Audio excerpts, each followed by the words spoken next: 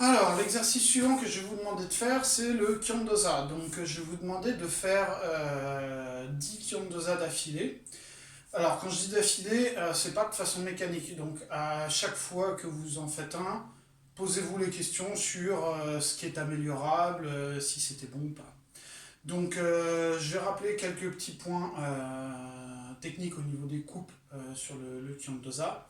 Et puis ben, après, je vous referai un petit débriefing. Donc, déjà, le men.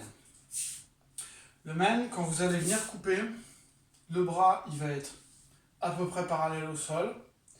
Et ici, une ouverture d'environ 45 degrés, le poignet jamais cassé. Donc ça, c'est le même principe que pour les exercices d'avant. Le côté, vous allez venir armer pareil toujours au-dessus de la tête, à peu près un point entre votre kodachi et votre tête. Et quand vous allez venir couper, normalement, votre kodachi va venir finir parallèle au sol. Pareil, le poignet ne sera pas cassé et vous aurez le bras qui sera décollé du corps. Au niveau du dos, vous allez venir armer, légèrement ouvrir ici pour pouvoir venir couper par votre droite.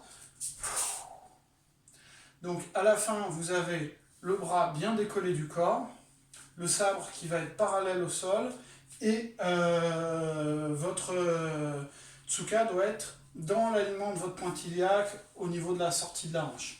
Donc c'est comme si vous aviez traversé l'adversaire au niveau de votre coupe. Donc c'est bien une coupe par contre qui part uniquement devant. Il n'y a pas de sortie sur le côté de virgule, non, non. C'est j'excentre ma pointe légèrement sur la gauche et je viens couper devant. Le hachis derrière, ça va être le même principe sauf que la coupe est dans l'autre sens. Donc je vais venir ouvrir légèrement sur la droite et quand je vais couper, je descends devant. Donc à ce niveau-là, attention au genou, pas devant le pied. Votre sabre doit être ressorti techniquement de la cible adversaire. Ici, vous devez bien avoir l'alignement entre le pied et le genou. Faites attention à ne pas avoir le genou dedans, vous pourriez vous faire mal. Le pied arrière, il est soit à 90 degrés au maximum, soit légèrement rentré parce que vous poussez. Donc c'est pas simplement que vous vous laissez tomber.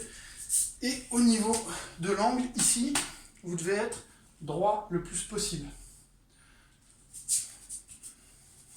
Ensuite, le tsuki, vous allez venir viser au niveau du plexus de quelqu'un qui a la même taille que vous. Donc, le détail du mouvement, c'est je vais venir tendre le bras et pousser avec la jambe. Ce qui va venir techniquement faire l'impact, c'est votre poussée. Vous ne devez pas mettre un coup de bras qui va vous déséquilibrer en avant. Donc c'est vraiment, je tends le bras en poussant. Je tends le bras en poussant et c'est la poussée qui va venir mettre l'impact de l'estoc. Voilà, donc je vais vous le démontrer avec le cérémonial de début. Donc là, il n'y aura pas les ordres, mais bon, on fait comme on peut. Donc, vous commencez par le kyotsuke. Tac. Ensuite, l'ordre, ça serait ré. Donc, vous saluez. Vous amenez pour dégainer le sabre au niveau du centre de votre corps. Donc, normalement, c'est simplement vous montez le bras, ça doit venir naturellement. Vous le prenez et vous dégainez. Alors, la position de garde que vous allez obtenir à la fin de ce mouvement-là, vous devez bien la mémoriser parce que c'est la position de garde que vous devez avoir tout le temps entre chaque coupe. C'est-à-dire que cette position, quand je vais revenir ici, ça doit être quelque chose qu'à la fin de chaque mes coupes, je dois essayer de revenir exactement ici. Donc,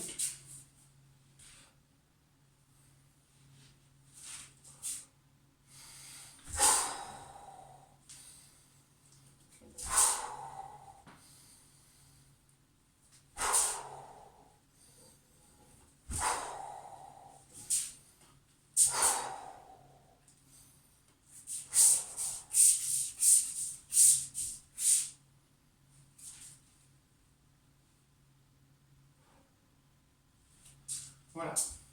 Alors, pour les moins gradés, ce que vous ferez beaucoup attention pendant l'exécution, ça sera d'être stable.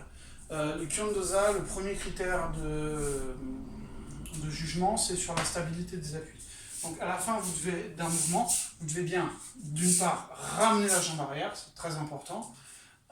Sinon, vous allez avoir de la difficulté, plus vous allez avancer, plus vous allez avoir du mal à faire les coupes, parce que vous allez de plus en plus écarter si vous ne ramenez pas correctement le pied. Et vous devez être solitaire. Ni tomber en avant, ni avoir le buste qui part comme ça en arrière. Donc vraiment bien gainé, et tout arrive d'un bloc. Pareil, pas de tremblement gauche-droite. Donc là, vous devez d'abord régler au niveau de vos appuis. Pour les plus gradés, ce que vous devrez faire attention, une fois que ça c'est acquis, c'est le contraste. C'est-à-dire que ce soit dans le salut, dans le dégainé ou dans les coupes, il doit toujours y avoir un contraste de 2 temps sur l'armée, 1 temps sur la coupe. Pareil pour le salut. Si je salue, c'est 1, 2, 3. Si je dégaine, 1, 2, 3. La coupe, 1, 2, 3. Et le sabre ne doit jamais être mort. C'est-à-dire que je dois arriver être plus lent sur l'armée, mais ne pas armer, attendre et couper. Donc c'est bien 1, 2, 3. Voilà. Donc ce contraste de rythme, pour les gens qui sont à l'aise avec le déplacement, c'est important. Petit point au niveau du hachis. Si vous avez le genou qui rentre, c'est souvent un problème d'ouverture à ce niveau-là. Ça, ou que vous finissez comme ça. Donc pensez bien à pousser en allant vers votre adversaire. Et si jamais vous vous retrouvez à la fin avec le genou trop rentré, pensez à ouvrir plus à ce niveau-là, pour que votre jambe arrive dans le bon axe, directement. Et après, hop, la coupe.